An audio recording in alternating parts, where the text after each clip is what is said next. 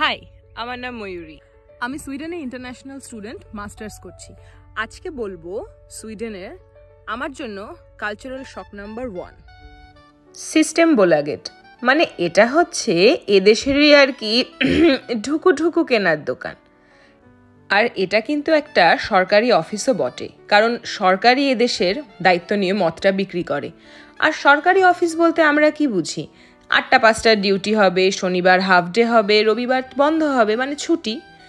ঠিক সেম মদের দোকানও কিন্তু এখানে ঠিক একইভাবে চলে। এবং হঠাৎ করে শনিবার রাত্রিবেলা 9টার সময় যদি মনে করি যে আমি পার্টি করব, তাহলে কিন্তু মদটা আগে থেকেই কিনে রাখতে হবে, সমস্ত প্রি প্ল্যানিং করে রাখতে হবে। হঠাৎ করে কিন্তু মদ কিনতে পারবে না, কারণ মদের দোকান বন্ধ। আর 5টা সাধারণ সরকারি অফিসের মতোই সিস্টেমবোলাগেটও শনিবার হাফ ডে এবং রবিবার বন্ধ, শনিবার দুপুর 3টে এসে বন্ধ।